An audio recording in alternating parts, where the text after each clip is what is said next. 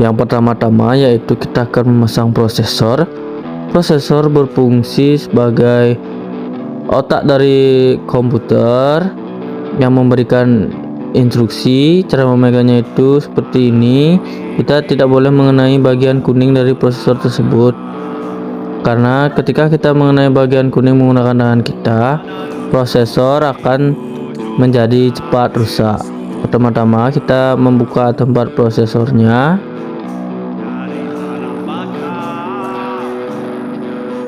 Kemudian setelah terbuka, kita paskan cekungan-cekungan yang ada di prosesor ke dalam tempat prosesor.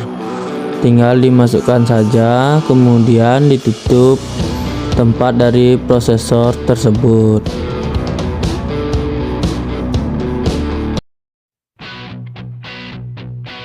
Kemudian kita akan memasang baterai CMOS.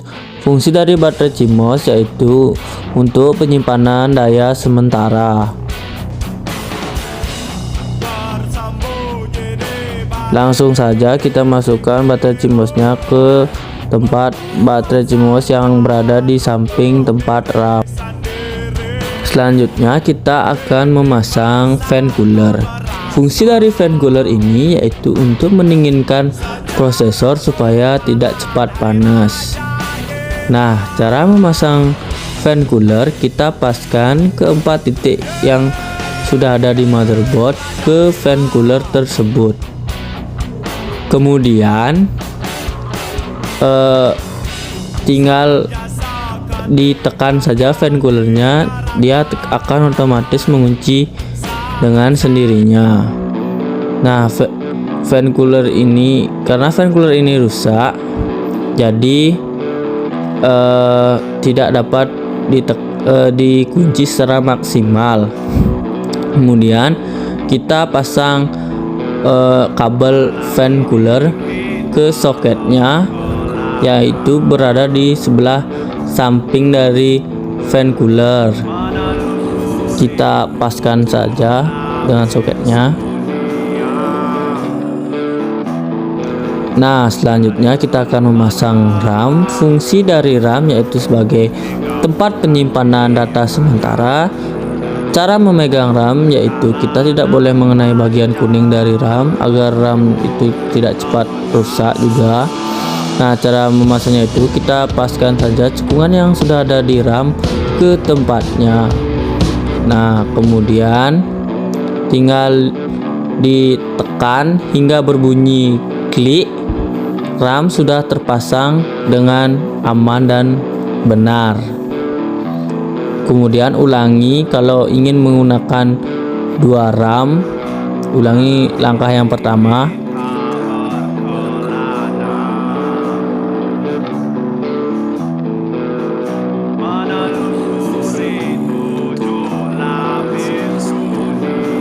Kemudian kita akan memasang DVD.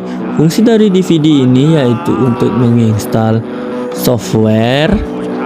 Kita akan memasang DVD ke motherboard menggunakan kabel ATA. Fungsi dari kabel ATA ini yaitu untuk menghubungkan DVD ke motherboard. Nah, cara memasangnya itu kita pasangkan saja kabel ATA yang warna biru ini ke DVD.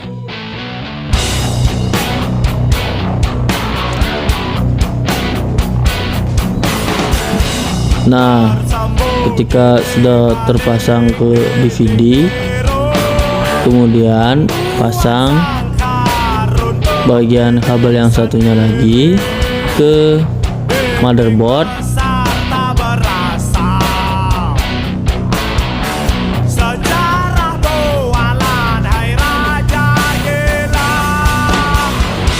Selanjutnya kita akan memasang harddisk menggunakan kabel SATA. Caranya itu kita langsung colokkan saja kabel SATA-nya, kemudian colokkan kabel SATA-nya ke motherboard. Fungsi dari harddisk ini yaitu untuk sebagai tempat penyimpanan data tetap. Nah, setelah memasang harddisk, kita akan memasang power supply. Fungsinya yaitu untuk mengalirkan listrik ke motherboard. Bersembunyi di balik dinding tiru, membuat sangkar untuk diri sendiri. Nah, yang pertama yaitu kita akan pasang kabel power supply-nya ke tempatnya, yaitu di samping tempat kabel ATA yang ke DVD. Kita pasangkan saja dengan benar. Raja gila,